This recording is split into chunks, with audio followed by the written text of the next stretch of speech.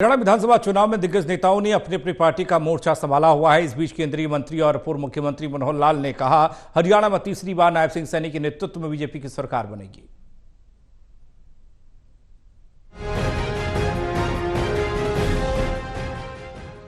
हरियाणा विधानसभा चुनाव में दिग्गज नेताओं ने अपनी अपनी पार्टियों का मोर्चा संभाल लिया है। इस बीच केंद्रीय मंत्री और पूर्व मुख्यमंत्री मनोहर लाल ने कहा, हरियाणा में तीसरी बार नायब सैनी के नेतृत्व में बीजेपी सरकार बनेगी। इसके बाद हरियाणा में विकास को लगातार गति मिलती रहेगी। उन्होंने कहा कि बीजेपी ने इस प्रकार विकास कार्य लगातार कराए हैं, उससे लोगों का विश्वास बीजेपी में कायम है और लगातार बढ़ रहा है। इसलिए हरियाणा में एक बार फिर से बीजेपी सरकार बनने वाली है। निश्चित रूप से हरियाणा में भारतीय जनता पार्टी के हमारे नायब सिंह सैनी मुख्यमंत्री जी के नेतृत्व में ये तीसरी सरकार इस बार निश्चित बनेगी।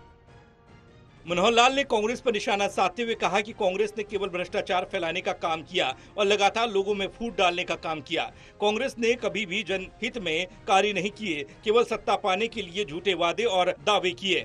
सरकार को बिना किसी कारण के बदनाम करने का प्रयास किया गया, लेकिन जनता समझ चुकी है कि बीजेपी में ही उनके हित सुरक्षित हैं। इसलिए जनता ने तीसरी बार बीजेपी को सत्ता में लाने का मन बनाया है।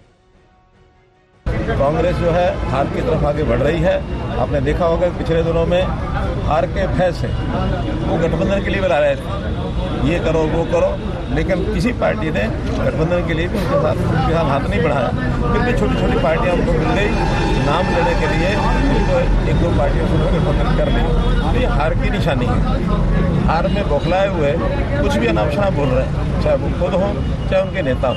कभी आरक्षण के विरोध में, कभी वो सिखों के विरोध में, कभी जातिवाद के विरोध में। इस बात को भड़काने का वो जो काम कर रहे हैं ये बहुत निंदनीय है।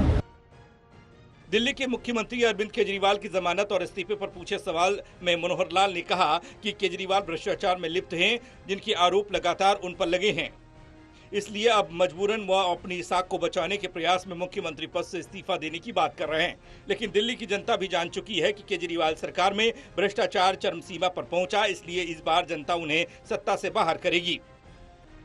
जो व्यक्ति जनता से घिर गया, भ्रष्टाचार के बड़े बड़े आरोप लगे हो, अब उनको साफ कोई से उनमें से निकलना चाहता है, जनता निकलने नहीं देगी। जनता ने सब पहचान लिया है और आने वाले दिल्ली के चुनाव में अरविंद केजरीवाल को भी जितना ठोकना पड़ा जनता को जितना ठोके।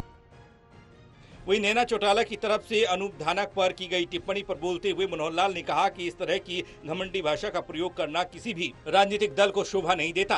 जहां तक पार्टी को छोड़ने की बात है तो सबके अपने अपने विचार होते हैं, इसके बाद पार्टियां बदली जाती हैं। इस तरह की भाषा किसी को भी शोभा नहीं देती।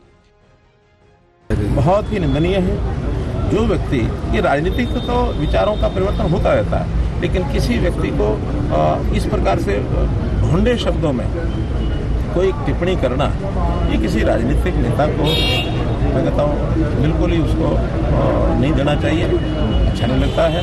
अब कल को कोई इन नेताओं पर जो आज बोल रहे हैं इनके खिलाफ कोई बोलेगा तो कहते हैं कितना बुरा लगेगा। इसलिए मैं उनकी इस टिप्पणी की निंदा करता हूँ।